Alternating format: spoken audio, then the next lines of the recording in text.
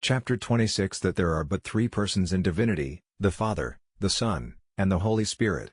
From what has been said, then, one must hold that in the divine nature three persons subsist, the Father, the Son, and the Holy Spirit, and that these three are one God, distinguished from one another by relations only.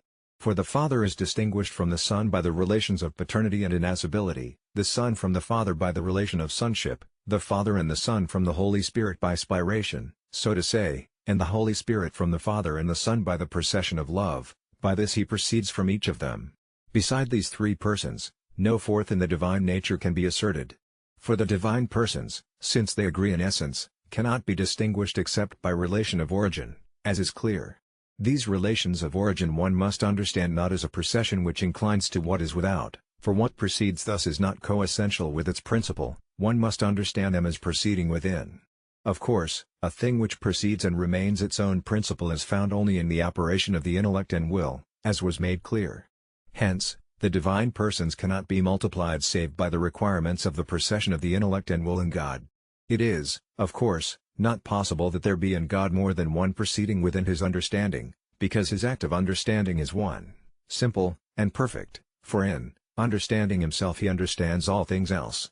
And thus, there can be in God but one proceeding of the Word. In like manner, too, must the proceeding of love be one only, for the divine will act as one and simple by loving himself he loves all things else. Therefore, it is not possible that in God there be more than two persons proceeding, one by way of intellect, as Word, namely the Son, the other by way of love, as the Holy Spirit. There is also one person who does not proceed, namely, the Father. Therefore, in the Trinity there can be only three persons. Again, let the divine persons be distinguished by proceeding.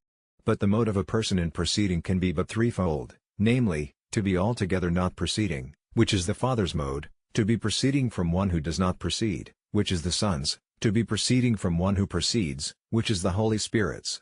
Therefore, it is impossible to assert more than three persons. We grant, of course, that in other living things relations of origin can be multiplied, for example, in human nature there can be many fathers and many sons, but in the divine nature this is altogether impossible. For sonship, since in one nature it is of one species, cannot be multiplied except by matter or by subject. This is also the case with other forms. Hence, since in God there is neither matter nor subject, and since the relations are themselves subsistent, it is impossible that there be a plurality of sonships of God. The same reasoning holds for the other persons. Thus, in God there are only three persons. Of course, an objector may say that in the Son who is perfect God there is infinite intellective power, and thus he can produce a word. In like fashion, since there is in the Holy Spirit infinite goodness which is the principle of communication, he will be able to communicate the divine nature to another person. But such a one ought to consider that the Son is God, as begotten not as begetting, and so the intellective power is in him as proceeding in the way of the Word, and not in him as producing the Word. Similarly, since the Holy Spirit is God as proceeding, there is infinite goodness in him as the person receiving, and not in him as communicating the infinite goodness to another. For the persons are not distinguished from one another except by relations, as is clear from the things said above. Therefore, all the fullness of divinity is the Son, numerically identical with that in the Father, but with the relation of birth, as it is in the Father with the relation of active generation. Hence, if the relation of the Father be attributed to the Son, all distinction is removed. And the same reasoning holds for the Holy Spirit. Now, this divine Trinity has a likeness in the human mind which we can consider. For the mind itself, because it understands itself, conceives within itself a word. And this is nothing but the intelligible intention of the mind, which is called the mind understood and exists within the mind. When this mind further loves itself, it produces its very self in the will as beloved. Of course, it does not proceed further within itself, but the cycle is concluded when by love it returns to the very substance from which the proceeding began by the intention understood. The proceeding extends to external effects when from love of itself it proceeds to make something. Thus, three things are discovered in the mind itself, the source of the proceeding, existing in its nature, and mind conceived in the intellect, and mind beloved in the will.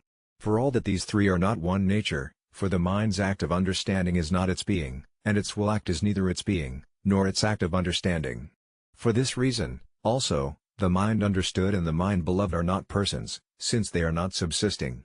Even the mind itself existing in its nature is not a person, for it is not the whole which subsists, but a part of the subsistent, namely, of the man. Therefore, in our mind one finds a likeness of the divine Trinity in regard to proceeding, and this multiplies the Trinity. For from the exposition this is clear, there is in the divine nature God unbegotten, who is the source of the whole divine proceeding, namely the Father; there is God begotten by way of a word conceived in the intellect, namely the Son; there is God by way of love proceeding, namely the Holy Spirit. Of course, no further proceeding is discovered within the divine nature, but only a proceeding to exterior effects. In this, of course, the mind fails in representing the divine Trinity. The Father and the Son and the Holy Spirit are one in nature, and in each of these the person is perfect, simply because the act of understanding and the act of will are the divine being itself, as was shown. For this reason one considers the divine likeness in man just as one considers the likeness of Hercules in stone, with regard to the representation of form, not with regard to the agreement of nature.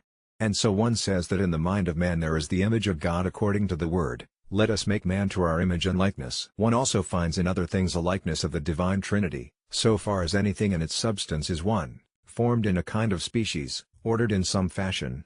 Just as is clear from the things said, the conception of the intellect in intelligible being is like the species formation in natural being. Love, of course, is like the inclination or order in a thing of nature. And so the species of things in nature from afar represent the Son, their order, of course, the Holy Spirit. Accordingly, by reason of the remote and obscure representation in irrational things, one speaks of the vestige of the Trinity in them, not of the image. So we read in Job, "Would you comprehend the steps of God?" and so forth. And this is enough to say about the divine Trinity for the present.